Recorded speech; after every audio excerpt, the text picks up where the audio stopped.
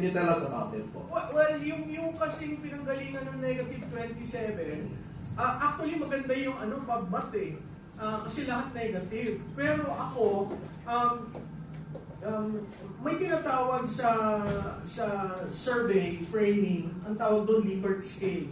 Sa Likert scale, meron ka mga ilang options. So kung meron kang approval, undecided, disapproval, hindi mo pwedeng iset aside yung undecided, no? May nakitahan akong interpretasyon na isang magaling rin na sa numero, sinabi niya doon na kaya ko ginawang negative ito kasi gusto kong i-compare. Pero it doesn't mean sineset aside ko yung undecided. Doon sa sinabi ni Rob, yun yung rating ng cabinet. So meron kaming approval, trust ng presidente, vice presidente, yung 5 na president, vice president, senate president, speaker, chief justice. Vis-a-vis, ang approval ng kabinete. Yung negative 27, galing yun sa ang disapproval ay 51%. Sa akin, mas telling yung 51%. Kasi ibig sabihin, majority disapprove sa trabaho ng kabinete. And that is being polled again by the trust. So yung aming quarter 4 na survey is all about the historical erosion of the trust of the president. So, and we term it as a crisis of trust. Yung pagtitiwala. Kasi sa politika ho, pag walang tiwala, mahirap mo i-convert sa approval o pagboto doon sa tao. So, ang pinaka-importante is really trust. Alright, so to be specific po, yung approval from the BIAC 2025, ang disapproval ng presidente ay nasa 55%. And yung trust niya na low or no trust is nasa 62%. So that's very significant. So question ko lang po, is ano po ang implications nito dun sa leadership ng presidente natin, especially in a situation na kung nasaan tayo ngayon? Well, alam mo Rob, napakahirap kung ganun yung numero mo. Kasi you're on your third term, which is the midterm. At usually, pag midterm, meron ka na dyan mga legacy na ina-announce, nagawa ko na ito. Itong administrasyon na ito, walang maituro na legacy. Whether in terms of projects, in terms of programs, or even in terms of plans. So kung ganun yon, coming from a 2025 election na hindi rin sila nakakonvert na maayos, that would mean that his base is being eroded, and I specifically referred to you dun sa pro-administration, anti-administration. Pag nakita mo yung graph na yun, talagang pababa. Yes. No? Kung ang iyong tiwala ay nawawala at na-erode, paano ka makakapagtrabaho, paano ang governance mo kung wala kang pinangkukunan ng lakas dahil naniniwala ang taong bayan. So yun yung critical doon.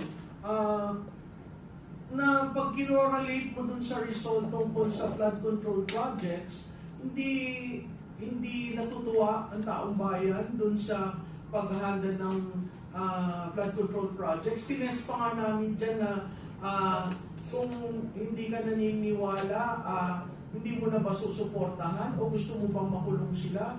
So meron dyan combination na si Presidente at si Speaker.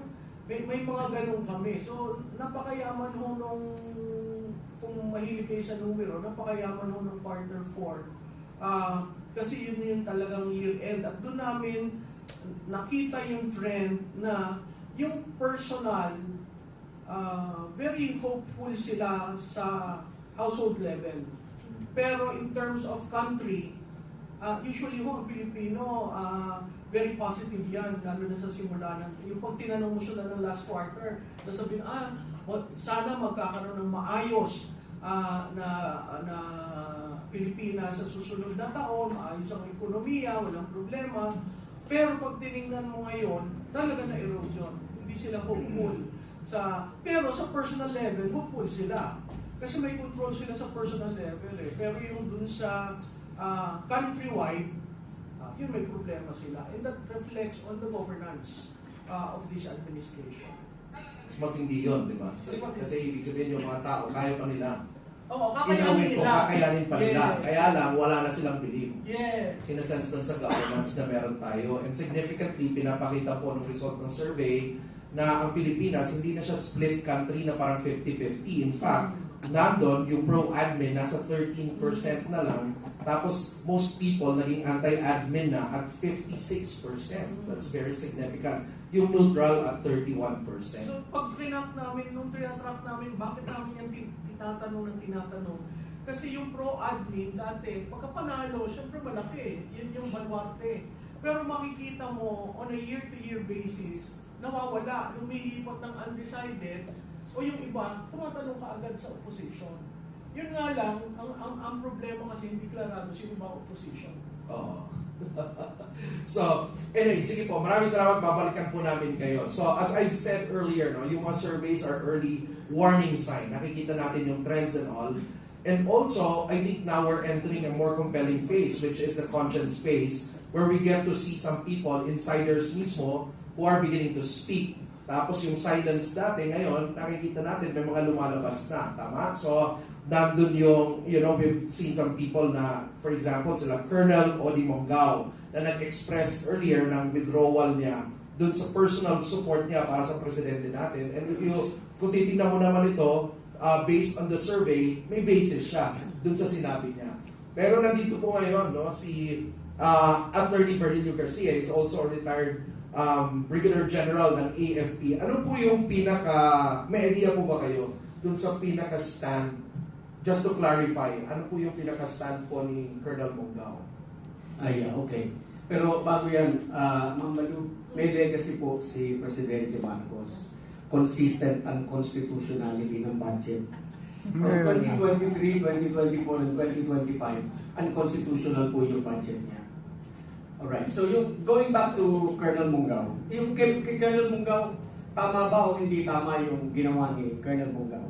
As a citizen, as a soldier, para sa akin po, tama pareho. No? Wala pong, katulad nung una kong mga sinabi na, wala pong maling ginawa si Colonel Mongao because that is in the exercise of his rights as a Filipino. Tinignan ko po yung oath ng commission officer, tinignan ko rin yung oath ng ordinary citizen, ordinary soldier.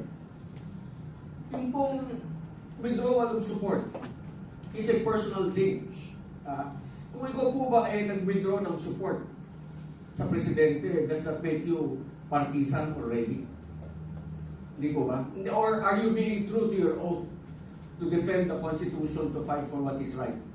Kasi ang nangyayari po, pagka ikaw tatahimik, katulad ng nangyayari ngayon because merong maling pananaw doon sa the AFP should be non-partisan, nagiging protector ka na po ng mga magnanakaw, ng mga mandarambong at plunderers. By being quiet. So tama lamang po yung ginawa ni Colonel Mongao na siya nagsimulang mag-ingay at sinasabi ko po sa ating mga kasundaluhan, wala pong maling ginawa si Colonel Mongao by coming out in the open. Although accidentally, kaya minsan tinatawag ko si Colonel Mongao accidental hero. Kasi hindi niya yata intention na gawing public, kumbaga parang amin-amin lang yung usapan. Pero naging public, but then let that be the beginning. Hindi po mali isang sundalong, ordinaryong sundalo. Let me read to you the oath of office of an ordinary soldier. An ordinary soldier, sabi niya, I do solemnly swear that I will bear true faith and allegiance to the Republic of the Philippines. That I will serve it honestly and faithfully against all its enemies whomsoever. Paano kung yung enemy is within? Like what is happening right now.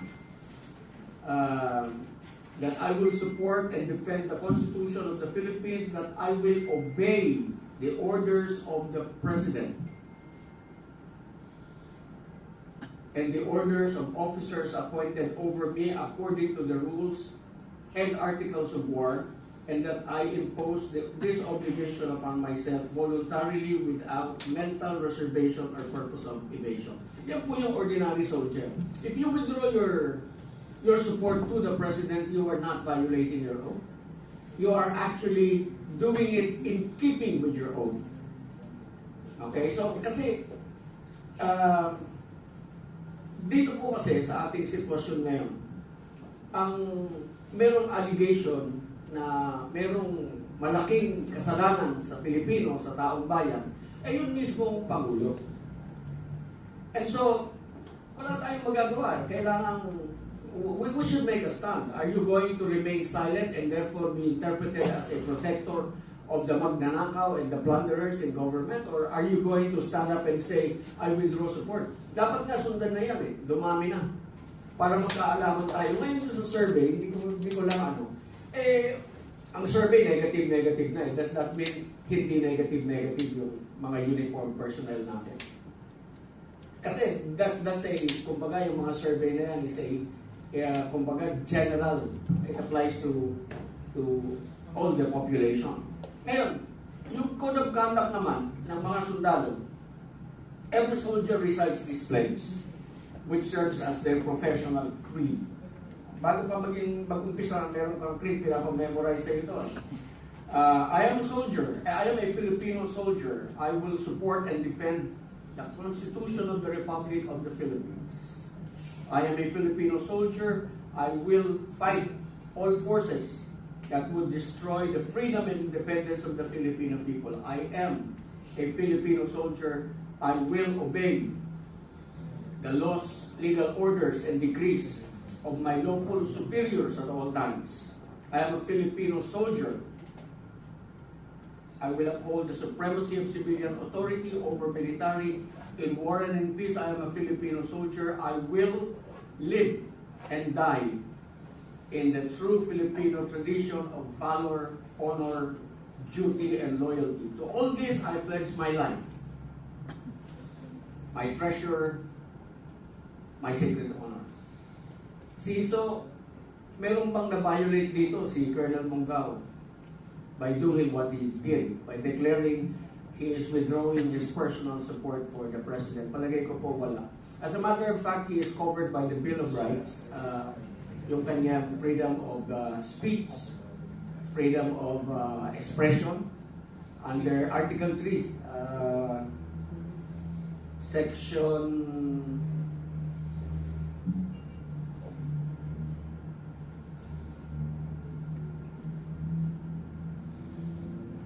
anyway, I think that's Section 4. Tapos yung Section 18 ng Bill of Rights, he cannot be detained. Now, if they're detaining him, we want them to know that he cannot be detained by reason only of his political belief.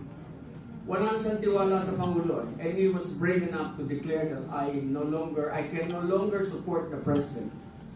And rightly so, dahil kita naman natin, siya yung may pananagutan dapat, hindi siya nananagot, ayaw niyang managot.